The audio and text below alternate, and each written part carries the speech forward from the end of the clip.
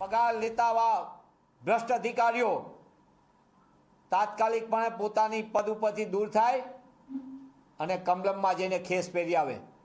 એ police અધિકારીઓ જેને ભાજપાનું કામ કર્યું છે તે પણ જો એટલી બધી ઈચ્છા થતી હોય ને લાગણી થતી હોય તો તેમને પણ પોલીસ તંત્રમાં કામ કરવાની જરૂર નથી, ભાજપાના કાર્યકર તરીકે જોડાઈ જવાની જરૂર છે।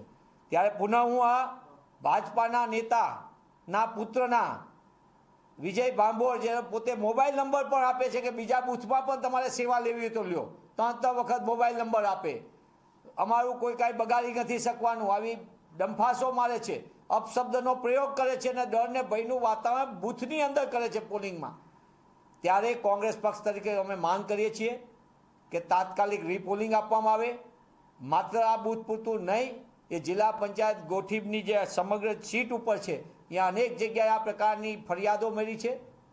ત્યારે ચૂંટણી પંચ તાત્કાલિકપણે આ પગલાં લઈ અને પોતાની બંધારણ ફરજ છે એનો સામાન્ય જનતાને અહેસાસ કરાવે।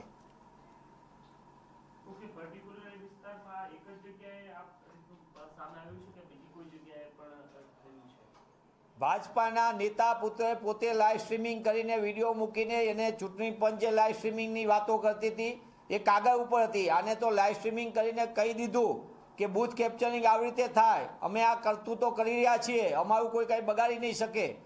પણ આના સિવાય નહીં અનેક ફરિયાદો અમને સ્થાનિક કક્ષાએથી મળી છે।